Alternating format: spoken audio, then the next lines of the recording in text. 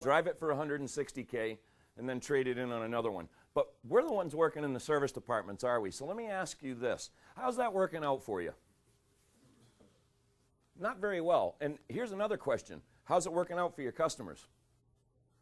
Not well at all, right?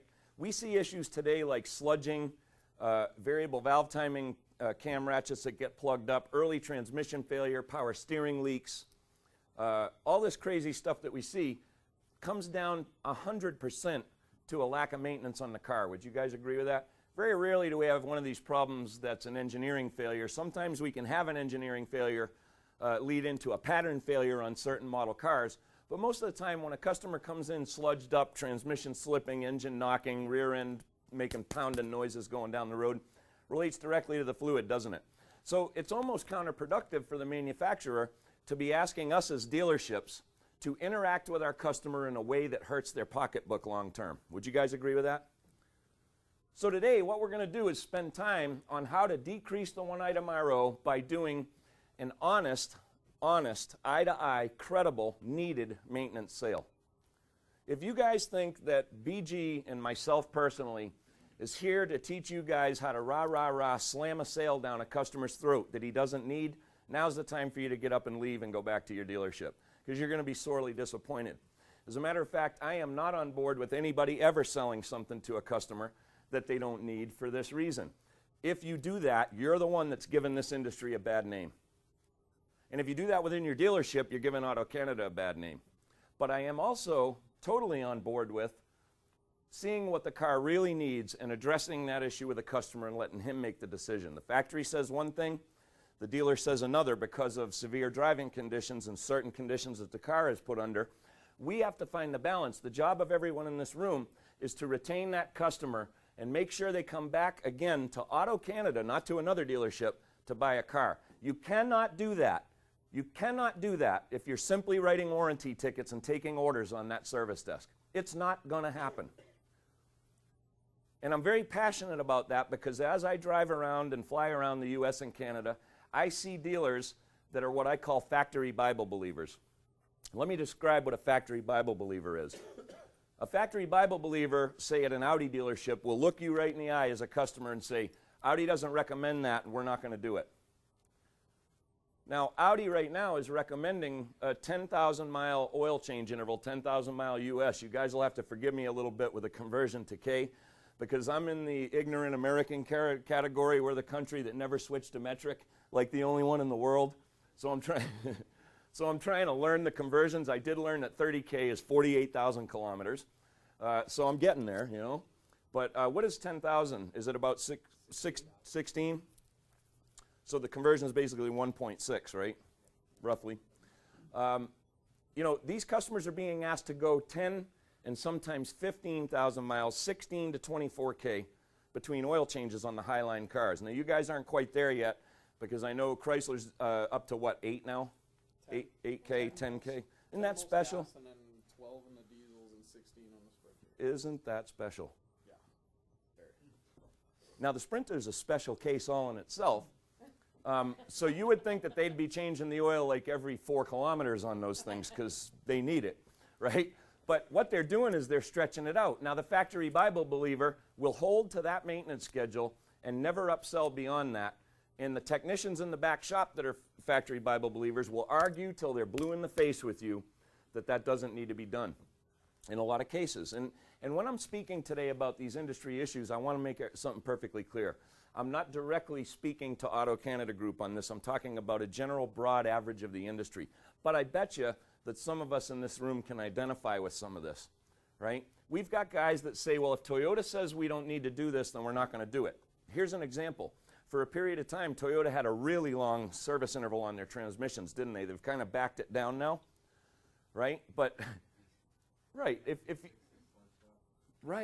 you had a Toyota transmission and they were saying for a period of time, don't change the transmission fluid for, say, 100K or whatever the figure was, when were we starting to see, and I'll let the Toyota guys answer this, burned out transmission fluids on the Toyota front-wheel drive cars? How many K? 40K and sometimes under if it was under severe duty use. In the United States, we were starting to see the fluid burn out between 18 and 25,000 miles. Jet black fluid. Now let me assure you something, when we get to the transmission section today, you're going to learn that jet black fluid means it's all done and it's been done for quite some time, and the damage is being done in the transmission every day the customer drives the car in that condition. But yet, the factories are asking us to just watch that fluid for level, right, and just go, go, go until they say it's okay to change. What's their strategy there? Make sure it's out of warranty first, but then what? Sell a transmission or buy a new car. Is that relationship building with your customers? No. So we have to find the balance, don't we? The first way is to decrease one-item ROs. What's our number one-item RO request from a customer in the business? Right, an oil change, right? I got a funny story for that. I was over in Seattle with Neil's counterpart doing a seminar like this, and this guy, I asked this question, he jumps up and he goes, wiper blades. I'm like, what? Wiper blades? Oh, that's Seattle, no wonder, okay. I can believe that, right? Never stops raining in Seattle. But it's an oil change, isn't it? In other words, if a car came in and the customer said the window won't go down on the right side of the car and it vibrates at 60 kilometers an hour, while it's here, do what? Because nobody right? It's like the base service that everybody calls and asks for or adds on to a ticket when they come in for a warranty repair. So, what do we call the oil change in the car industry? The lost what? Leader. But it's very rarely used as a lost leader, isn't it? Because think about this. All of us can probably identify with this if we're intellectually honest. At some point in our careers, we worked for a dealership, or maybe today it happens, where we get about 10 or 15 customers in the drive first thing in the morning, right? And we're writing up oil changes. Well, wouldn't you guys agree that a number of those people are waiting for their cars? You know, first thing in the morning. Waiters, right? You hear it shouted out in the shop every day, got another waiter, right? And everybody's running around. Well, the paradigm behind that's a little destructive for a dealership when we're trying to do the right thing and look at maintenance and sell maintenance and decrease one-item ROs simply for this reason. Here's what happens. We write up 20 cars in the morning. The technicians go to work on a bunch of vehicles. A good portion of them are waiters. And long about 8:30 in the morning, the people in the waiting room start getting antsy, don't they? Service supervisors know that. As a matter of fact, they can feel it because the customer's giving them the evil eye from the waiting room, right? Going like this. So what do the service advisors do? They run out in the shop and start to put pressure on the technicians, and they're like, come on, guys, let's move them, move them, move them. We got people in the waiting room. We got a whole nother round of waiters out there, right? All of us technicians can certainly identify with that pressure. And so the technician does exactly what he's asked to do.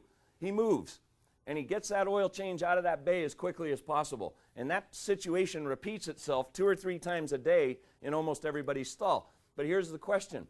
What did we miss when that paradigm's going on? We missed upselling. We missed anything that could have had to do with customer satisfaction, right? Something we could have noticed and taken care of that maybe even the customer didn't complain about because we're in such a rush to get those waiters out the door in the morning that we've lost our opportunity to use the lost leader to do the right thing by the customer and by the dealership. Do you guys see what I'm saying? And here's another reason I think it's extremely important for us to decrease one-item ROs. What do you guys think that the average gross profit dollars for an oil change are in North America, US and Canada? What's the average? Shout it out. What do you think? No, gross profit dollars. If I made $50 on an oil change, I'd be oil change only. 20 bucks. Yeah, the national average is, you got it, the national average is $3, North America. So you're going to have some people that are doing it at a loss because they're trying to get that price out the door at, $19.95 or something ridiculous where they can't even cover the cost of their oil, right? Because that's going to help them out, right? Be competitive, right? Don't you love those guys, right? You're charging $42 for an oil change and there's a guy across the street, $19.95. Beautiful. That must be some quality stuff going on over there.